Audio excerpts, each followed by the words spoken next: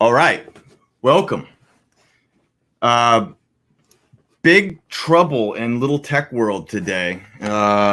Computer's been totally frozen, and I have been in trouble. So we're starting this thing a couple minutes late, but we are here, which is the most important thing, and it is Monday. So we got some good stuff we're going to go over this week, you guys. Welcome to the School of Shred. This is the podcast and the show that's dedicated to helping you shred your old and make better your new. Okay, a better body, better mindset, creates a better life. Okay, this is holistic health and fitness, and we build this thing brick by brick. And the brick we're going to talk about today is sleep, and how sleep can help you. And it doesn't have to be the monster under your bed that's holding you back from your potential and the person that you want to be. So welcome to the show. The show is live every day, Monday through Friday at 9 a.m. Every Friday we do a Q&A.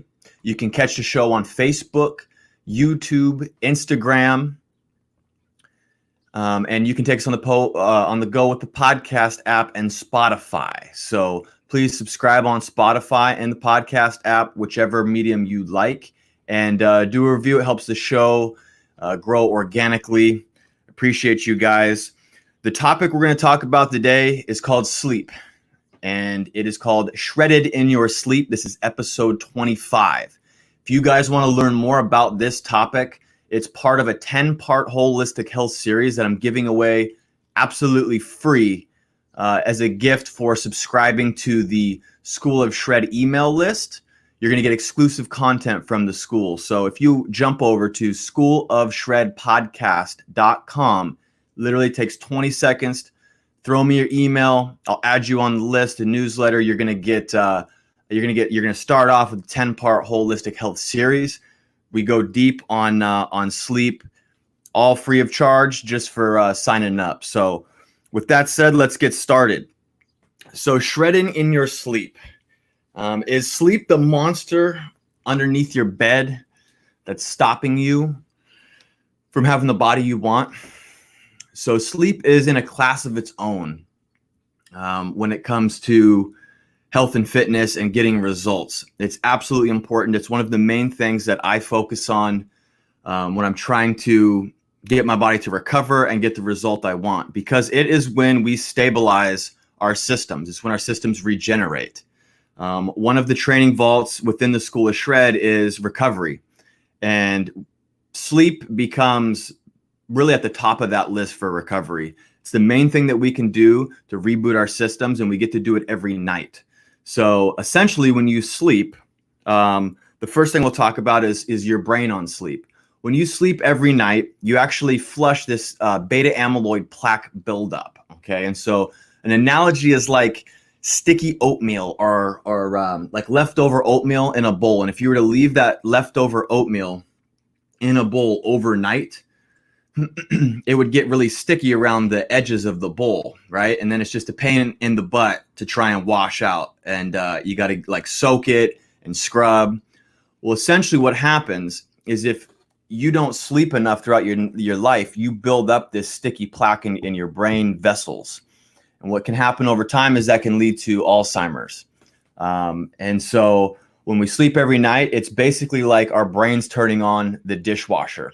Okay, and our brain can run its cycle that takes 7 to 9 hours, and we need quality and quantity. So your quantity is 7 to 9 hours a night. Your quality is not having any interruptions, being able to get to sleep and stay asleep. Okay, that's a big factor in the sleep quantity and quality. The quality is just as important. It's not about just laying in bed for 7 to 9 hours. And so we're going to get into some ways that you can improve your sleep here at the end, but I want to go over a few different systems in the body and how they react to sleep. So that was brain. So your brain basically turns on this dishwasher effect, and it cleans out any of this beta amyloid plaque buildup. And that's a lot of where neuroplasticity and continued learning can happen is when we sleep. We create new pathways in the brain. So sleeping enough is absolutely imperative. The next thing is your muscle on sleep. And so muscle tissue recovers when we sleep. It regenerates when we sleep. So it's very, very important that we get enough, especially if your goal is to build as much lean muscle as possible, which I know it is, and reach your genetic potential with that. So that's when our bodies can actually get into what's called this parasympathetic autonomic nervous system response, which is rest and digest. And so when we work out and we get tough workouts in during the day, that's actually the opposite effect. That's a very fight or flight dominant response, which is a good thing, but you're not actually growing muscle when you are working out. You're actually breaking muscle down. If you're to continue that, you're continuing this catabolism, okay? And when you're catabolic, it's basically a breaking down process of the body. And so when we sleep, that's our one opportunity to go deep into this rest and digest state. It's the one opportunity we got, and we can do it for 7 to 9 hours. And that's where all of our tissues will recover. Our parasympathetic hormones like growth hormone and testosterone are the highest that they're going to be all night in apparently healthy individuals.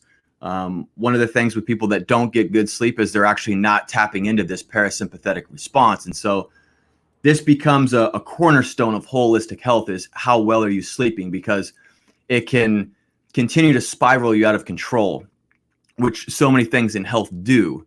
So if you're not getting enough sleep or you're restful, you're going to wake up, your body's going to have a more cortisol and more of a fight or flight response. You might get an afternoon low because your body wants to try and get into that parasympathetic response.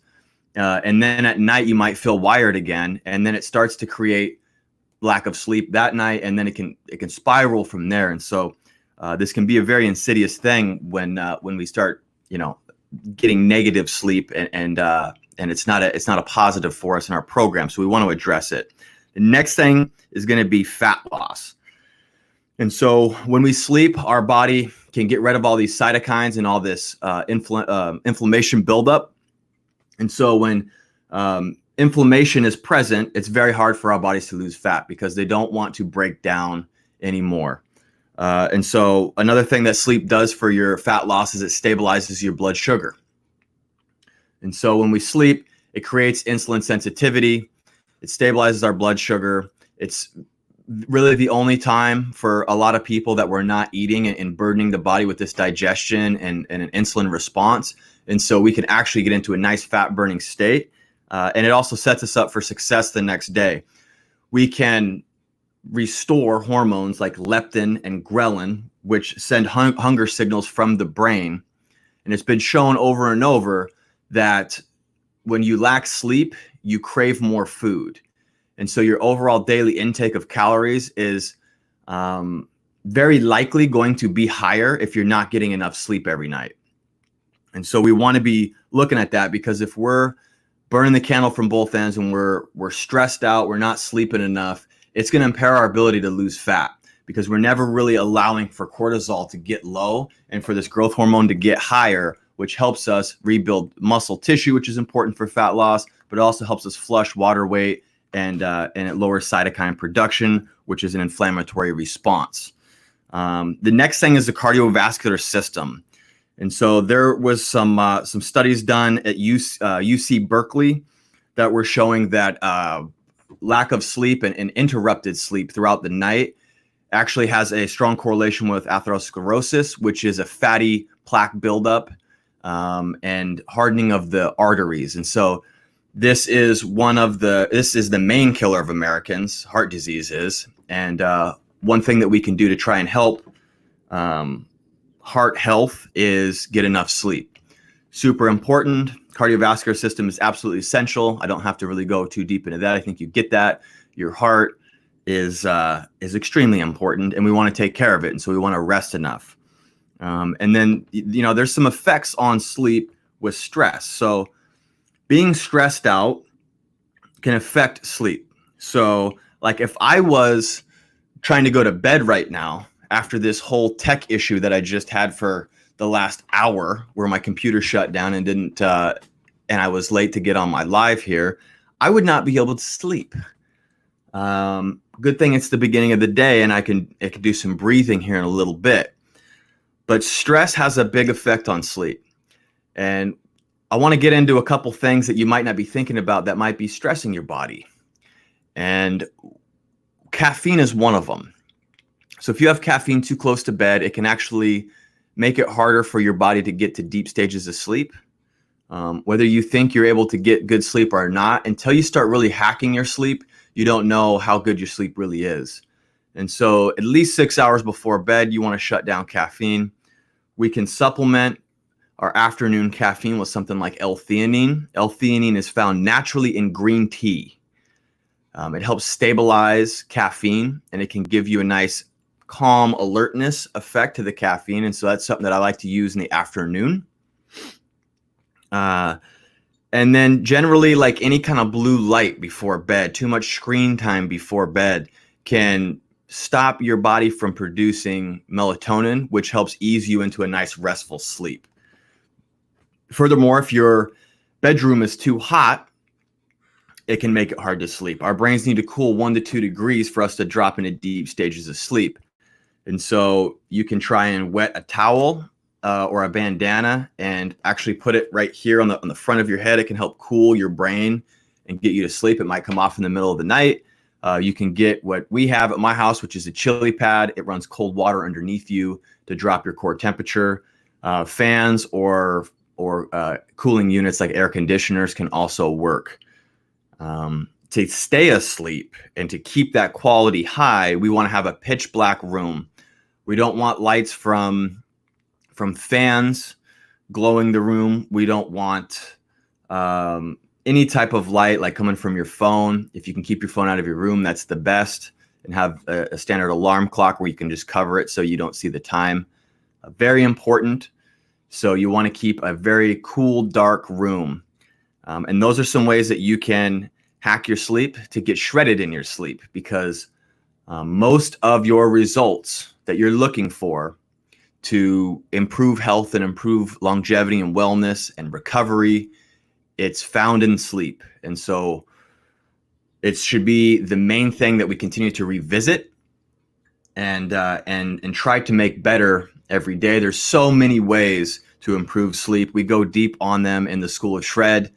And if you guys are interested in learning more about this topic, I'm doing a 10-part holistic health course for free. All you got to do is go to schoolofshredpodcast.com and give me your email, and I will send you that starting today. You'll start with the section 1, which is a reboot your system session. So check out schoolofshredpodcast.com. That's it for today. That's episode 25 of Shredded in Your Sleep. I was worried we weren't going to get this episode in at our standard time, but we figured it out. And the show is live here Monday through Friday, 9 a.m. on Facebook, YouTube, Instagram, and you can take us on the go with a podcast app and Spotify. So thank you guys for watching. Please start asking your questions now. It's Monday. We have another Q&A on Friday. With that, I want you guys to stay strong and healthy in body. Stay relentless and energized in your spirit. And stay determined in your pursuits. That spells shred. Now go shred your day and get better in every way. Class dismissed.